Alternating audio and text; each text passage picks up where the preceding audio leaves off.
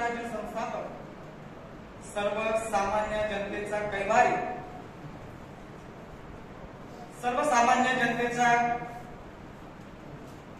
होणाऱ्या अन्याय अत्याचार या विरोधात आवाज उठवून एक सर्वसामान्य जनतेचं स्वराज्य निर्माण करणारे, या स्वराज्याचे संस्थापक छत्रपती शिवाजी महाराज,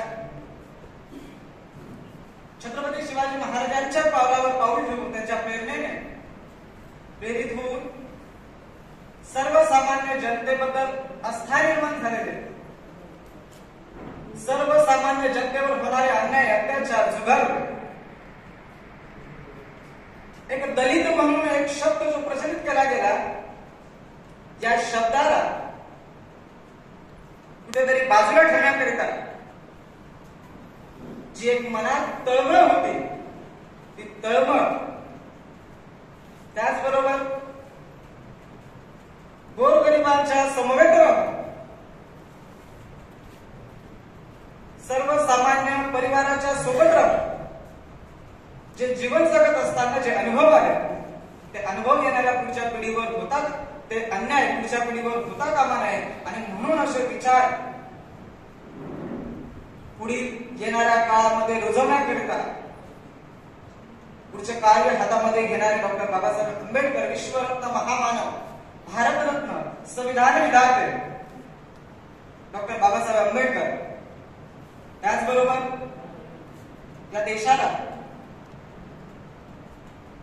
तरुणांच्या हातामध्ये देणं फार महत्वाचं आहे. येणारा पुढचा काळ हा तरुणांशिवाय व्यवस्थितरित्या चालणार नाही, म्हणून तरुणाच्या पिढीवर अधिराज्य गाजवणारे स्वामी विवेकानंद या तीनही त्रिवेणी संगमाला त्रिवार अभिवादन.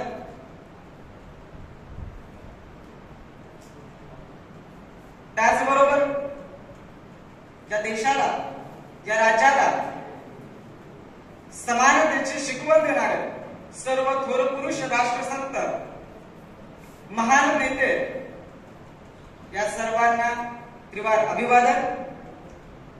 आजच्या या कार्यक्रमानिमित्त सन्माननीय व्यासपीठावर उपस्थित असलेले सर्व मान्यवर, प्रतिष्ठित व्यक्ती, गाढ अभ्यासक, त्याचबरोबर सर्व समाजातील उपस्थित समुदाय, मुळात विषय नाव ऐकलं तर सर्वसाधारण वाटतं. एक बिरीद वाक्य जर आपण बघितलं, जागर शिवरायांच्या विचारांचा, वसा संविधान रक्षणाचा, आज ही गरज का लागली हा मोठा प्रश्न. ज्या संविधानावर आपण जगतोय, ज्या संविधानावर आपलं पूर्ण आयुष्य आपण काढतोय, जरी मनुष्य म्हणून जरी जन्माला आलो तरी सुद्धा आपल्याला कुठला अधिकार राहत नाही, आणि तो अधिकार ज्या संविधानाने दिलाय, आज त्या संविधानाचं रक्षण करण्याची वेळ आपल्यावर यावी हा मोठा प्रश्न आहे. का आम्हाला हा मुद्दा घ्यावा लागतो? का आम्हाला जनतेसमोर हे विषय मांडावे लागतात की ज्याच्यावर आमचं पूर्ण आयुष्य चालतं, ज्याच्यावर आमचं पूर्ण जीवन चालतं, ज्याच्यावर आम्ही ज्या पदावर, ज्या पदाचा उपभोग घेतोय, कोणताही क्षेत्र असू दे, त्या प्रत्येक क्षेत्रामध्ये जो आम्हाला कायदा दिलेला आहे, जी आम्हाला राज्यघटना दिली आहे, जी आम्हाला संविधान दिलेलं आहे, त्या संविधानाचं रक्षण करण्याची वेळ आमच्यावर यावी हा मोठा प्रश्न. हा प्रश्न आपल्याला पडत नाही. कधी का पडत नाही? कारण आमच्या मनावर हा विचारांचा पगडा तयार झालेला आहे की जो काही आमच्यावर अन्याय अत्याचार होतो तो आम्ही मुकाट्याने सहन करतो. आमच्यावर अन्याय अत्याचार होतो, होऊ द्या, काही हरकत नाही, होऊ द्या, काही हरकत नाही. परंतु ज्या वेळेमध्ये तो अन्याय अत्याचार शेवटच्या क्षणाला येतो, त्यावेळेस आमच्यावर आमची जाग येते आणि मग आम्हाला कुठेतरी वाटतं आमच्यावर अन्याय झाला. परंतु ज्या वेळेमध्ये आमच्यावर अन्याय होत होता त्यावेळेस आम्हाला जाग आली नाही. तर त्यावेळेस आम्ही बाबासाहेबांना कधी आठवलं नाही, कधी संविधानाला आठवलं नाही, कधी संविधानाचा विचार केला नाही, कधी शिवरायांचा विचार केला नाही. परंतु त्यावेळेमध्ये जेव्हा आठवण होते त्यावेळेस आपल्याकडे परिस्थिती अशी भयानक निर्माण झालेली असते की आमच्या समोर रस्ता राहिलेला नसतो. मग आम्ही करावं का? मग सध्या परिस्थितीमध्ये आम्ही एखाद्या व्यक्तीकडे जातो, एखाद्या समाजसेवकाकडे जातो, एखाद्या राजकीय व्यक्तीकडे जातो. जर आमच्याकडे पर्यायच राहिलेला नाही तर ती व्यक्ती सुद्धा काय करणार? कारण ती व्यक्ती जरी आपल्याला मदत करायला आली तरी ती त्या चौकटीच्या माध्यमातूनच आपल्याला मदत करणार. असणार, म्हणजेच त्या ठिकाणी सुद्धा संविधानच येतो. या संविधानाचा विचार आम्ही कधी करायला पाहिजे? आम्ही नेहमी प्रत्येक ज्या ज्या ठिकाणी आम्ही ज्या ज्या वेळेमध्ये व्याख्यानाला जातोय त्या ठिकाणी ही खंत व्यक्त करत असतो. ती म्हणजे कुठलाच तरुण वर्ग संविधानाचा अभ्यास करायचा विचार करत नाही. कुठल्याच तरुण वर्गाला सांगितलं जात नाही की माझ्या हातामध्ये संविधान द्यावं, मी या संविधानाचा अभ्यास करावा, मी संविधानाचं वाचन करावं, या संविधानामधून मी प्रेरणा घ्यावी. कधी कुठं ऐकलं दिसतं का केलं जात नाही? ही मोठी खंत आहे. आज कुठल्याही व्याख्यानात असतोय तरुण वर्ग असतो, परंतु संविधानाच्या व्याख्यानाला कधी घेत नाही. आज एखाद्या वेगळ्या क्षेत्रातला कायदा जर असू द्या, ते व्यासपीठ तयार केला जातो, लाखोंच्या नाही करोडोंच्या संख्येने तिथे उपस्थिती होते.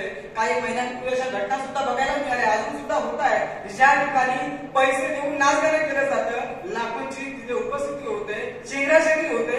आज त्या ठिकाणी गर्दी जमते आणि शासन सुद्धा त्याला परवानगी देते की जे आमच्या अहिताचं आहे, ज्याच्याने आमचं कधीच हित होणार नाही, परंतु ज्या हितानं, ज्या संविधानानं आमचं पूर्ण आयुष्य चालतं. संविधानाची आठवण कधी होते? ज्या वेळेमध्ये, जसं आता आपण काही 1-2 वर्षांपूर्वी बघितलं, त्या एसटी कर्मचाऱ्यांवर अन्याय अत्याचार झालं, त्या वेळेमध्ये त्यांना आठवण आली की आमचे अधिकार, आमचे हक्क आमच्या कुठेतरी दाबले जातात.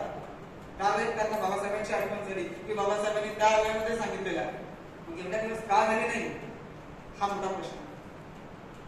ही आठवण कधी निर्माण होईल? संविधानाबद्दल प्रेम कधी निर्माण होईल? आम्ही इतर पुस्तकं वाचतो, भरपूर लेखकांची, भरपूर वाचकांची पुस्तकं वाचली, परंतु आमच्या मुलांना आम्ही कधी संविधान वाचायला दिलं का?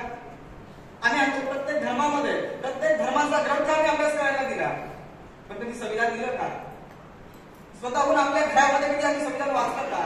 आम्ही नाही वाचलं. आमच्या येणाऱ्या पुढच्या पिढीला जो काही आम्ही अत्याचार सहन करावा लागेल त्याकरिता, आवाज उठवण्याकरिता किंवा त्या अन्यायाला वाचा फोडण्याकरिता आमच्या मुलांना, आमच्या येणाऱ्या पुढच्या पिढीला त्या अन्यायामधून कसं बाहेर काढता येईल याचा कधी विचार केला का?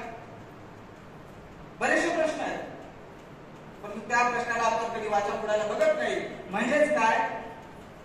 शिवाजी महाराज जन्माला यावे, बाबासाहेब जन्माला यावे, परंतु ते आमच्या घरातून येतात, दुसऱ्याकडे यावे, हे प्रत्येकाच्या मनामध्ये ठसलेलं आहे. जोपर्यंत आम्ही हा विचार बाजूला काढत नाही तोपर्यंत संविधानावर प्रेम निर्माण होणार नाही, आणि जोपर्यंत संविधानाचं प्रेम आपल्या मनामध्ये निर्माण होणार नाही तोपर्यंत आपण कितीही भाषण केली, आपण कितीही प्रयत्न केले तरी सुद्धा आज जो प्रकार बाहेर चाललेला आहे तो थांबणार नाही. आपण कितीही सोशल मीडियाच्या माध्यमातून गप्पा केल्या, कितीही प्रश्न उपस्थित केले तरी त्या प्रश्नाला कधीही उत्तर मिळणार नाही, कारण ती पळवाट.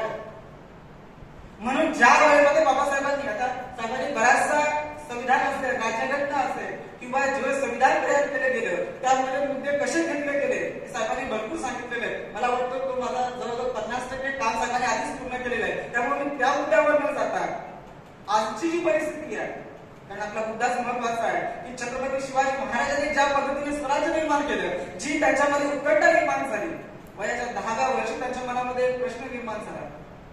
त्याने विचार केला असता, शहाजी राजांची जहागिरी आहे, मला काय करायचं? मलाही बसून खाता येईल, मलाही फक्त बघून मलाही काही पूर्ण माझं आयुष्य त्याच्यामध्ये निघून जाईल.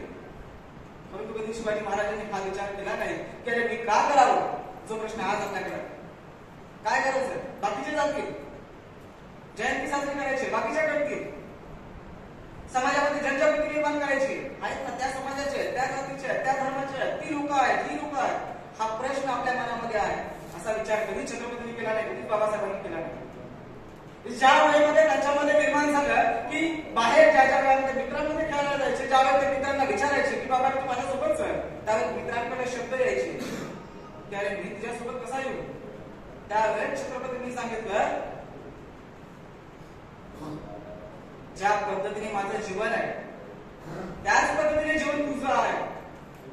आणि त्यावेळेस त्यांना कळलं की काहीतरी चुकीचं घडतंय, काहीतरी कोणाच्यावर तरी अन्याय होतोय. ही फक्त आणि फक्त सर्वसामान्य जनता आहे हे ओळखलं आणि येऊन मातेला म्हटलं की माते मला हे पाहत नाही, जरी वडिलांची, राजांची जरी जहागिरी असली मला जहागिरी नकोय, मला माझ्या रयतेचं, कष्टकरी जनतेचं, या शेतकऱ्यांचं राज्य बनवायचंय काहीतरी करायचंय, मला मार्गदर्शनाची गरज आहे. आणि त्या वेळेमध्ये मातेला वाटलं की मी धन्य झाले आता. आणि त्या धन्यतेने मातेने सांगितलं की आज ज्या की माझ्या पोटी बाळ आहे, मी जन्माला आला, पुढचं काय होईल मला माहिती नाही, माझी आज्ञा आहे. कष्टकऱ्यांचं या शेतकऱ्यांचं राज्य व्हायला पाहिजे आणि ते राज्य होण्याकरिता तुम्हाला ज्या पद्धतीचं मार्गदर्शन लागेल, मग तो कुठल्या क्षेत्रातला असतो, त्याकरिता मी पूर्णपणे तुमच्यासाठी सहमत आहे. ही आज्ञा प्रथमता मातेने दिली. आज आपण आपल्या मुलांना काय सांगतो? आम्ही नेहमी सांगत असतो आज समाजामध्ये बलात्कार होतात, अत्याचार होतात महिलांवर. कशा पद्धतीने होतात आणि का होतात हा मोठा प्रश्न आहे. हे आम्ही शोधणं गरजेचं आहे. आम्ही बाहेर भरपूर कोंबा करतोय, इथे अत्याचार झाला, इथे अन्याय झाला, इथे भ्रष्टाचार झाला, परंतु त्याचं मूळ कारण शोधलं का? यात्रेने शोधायला तयार होत नाही. कुठेतरी एखादी घटना घडते. आता मागच्या महिन्यामध्ये काही दिवसांपूर्वी घटना घडली. घटना फक्त एवढीच होती की एका मुलाला शॉक लागला. शॉक लागल्यानंतर त्याला एका दवाखान्यामध्ये नेलं. डॉक्टर अवेलेबल नसल्यामुळे त्याला पुढच्या दवाखान्यामध्ये रिफर केलं गेलं. ज्या दवाखान्यामध्ये रिफर केलं गेलं तिथल्या डॉक्टरांनी फक्त त्याचा रिपोर्ट चेक केला आणि मग घोषित केला. मुद्दा असा वैज्ञानिक दृष्टिकोनातून थोडक्यात जर त्याचे ईसीजी रिपोर्ट जो फ्लॅग असतो, तो फ्लॅग आल्यानंतर त्याला घोषित केलं जातं, शॉक दिला जातो. जर तो आला कव्हर झाला तर तो पेशंट कव्हर होतो, अन्यथा होत नाही. परंतु त्याआधीच त्या डॉक्टरने क्लिअरन्स करून दिला हा मृत आहे. 2.5 तासानंतर घरी गेल्याच्या नंतर सगळीकडे वार्ता पसरली मुलगा मृत झालाय. 2.5 तासाच्या नंतर त्याचे पल्स चालू झाले. पल्स चालू झाल्याच्या नंतर फक्त पल्स चालू झाले म्हणजे जिवंत झाला एवढीच फक्त खात्री होती. बाहेर जो मेसेज पोहोचला गेला, मुलगा उठला, जिवंत झाला, त्याने पाणी पिलं, तो उठून उभा राहिला, घराच्या बाहेर निघाला. भरपूर काय आमच्यापर्यंत येईपर्यंत या घटना आल्या. त्या क्षणी आम्ही चौकशी चालू केली. सांगण्याचं या मुद्द्याच्या माध्यमातून सांगण्याचं तात्पर्य माझं एवढंच आहे की जसं साहेबांनी सांगितलं झेंड्याचे रंग 3 का घेतले गेले. आम्हाला फक्त एवढंच माहिती होतं भगवा रंग, केशरी रंग हा हिंदू म्हणून घेतला होता, निळा रंग हा बौद्ध म्हणून घेतला होता. एवढंच आमच्या आजपर्यंत मनामध्ये बसवलं होतं. परंतु या रंगाचा घेण्याचा उद्देश काय होता हे आजपर्यंत आमच्यापर्यंत कोणी पोहोचवलं नव्हतं. आणि मग त्याच पद्धतीने पुढे वाटचाल करत चाललो. कारण आमची ही सवय आहे ऐकायचं काहीतरी वेगळं आणि दुसऱ्यापर्यंत पोहोचवायचं काहीतरी वेगळं. ही आमच्या आजपर्यंत एक चुकीच्या पद्धतीची जी आमची विकृती तयार झालेली आहे मनामध्ये, ही विकृती जोपर्यंत आमची निघत नाही तोपर्यंत कधीच आम्ही बाबासाहेबांना शिकवून ओळखू शकत नाही. आज कालच बाबासाहेबांची जयंती साजरी केली गेली. चांगल्या पद्धतीने जयंती साजरी केली गेली. हजारो लोक त्या जयंतीमध्ये उपस्थित होते. परंतु स्वतः काय होते त्यापैकी 90% लोक हे नशा केलेले. का बाबासाहेबांनी असं सांगितलं होतं का की नशा करून तुम्ही माझ्याकडे खिशाच्या समोर नाच राहिले का? कुठल्या बाबासाहेबांनी कुठल्या ठिकाणी लिहून ठेवलेलं आहे की माझी जयंती साजरी करा म्हणून? बाबासाहेबांनी त्यावेळेला सांगितलं होतं की कुठलाही कार्य करा ते सर्वसामान्य जनतेसाठी करा, संघर्ष करा, शिक्षण द्या. हे राज्य मानव बाबासाहेबांनी त्यावेळेमध्ये सांगितलं होतं. आज आपण काय करू? या गोष्टीची आम्ही कल्पना किती केली नाही. फक्त आमच्या मनामध्ये जे घुसवलं गेलेलं आहे, ज्या पद्धतीने आम्ही एक ऐकतं दुसऱ्यापर्यंत जेव्हा आम्ही सांगायला जातो त्या वेळेमध्ये त्या गोष्टीचं छोटीशी गोष्ट असते तेवढी मोठी गोष्ट सांगितली जाते. परंतु त्याचा मूळ गरजेचा आम्ही कधीच सांगत नाही. कारण ह्या विचार करत नाही की ज्या पद्धतीचं तुम्ही स्वराज्य निर्माण केलं, ज्या पद्धतीने बाबासाहेबांनी सर्वसामान्य जनतेसाठी संविधान निर्माण केलं, संविधान बाबासाहेबांनी निर्माण केलं त्याच्या आधी 1930 सालापासून महात्मा गांधींनी, पंडित जवाहरलाल नेहरू भरपूर जणांनी संविधान निर्माण केले. परंतु ते संविधान मान्य केले नाही. कारण काय होतं? कारण ते जे लेख लिहिले गेले, ते जी कलम लिहिली ते सर्वसामान्य जनतेला येणाऱ्या पुढच्या काळामध्ये नायकच असतील अशी नव्हती. म्हणून ते संविधान कधीच मान्य केले नाही. आणि 26 नोव्हेंबर 1949 ज्या वेळेमध्ये बाबासाहेबांनी 47 पासून जे 2 वर्ष आपल्यामध्ये सर्वांची मेहनत घेतली. आता आपण उद्देशामध्ये पहिलं वाक्य बसतोय आम्ही भारताचे लोक, हे वाक्य कोणाचं आहे घेतल्याचं माहिती आहे? हा पहिला प्रश्न. स्वातंत्र्याच्या नंतर भारत स्वातंत्र्याच्या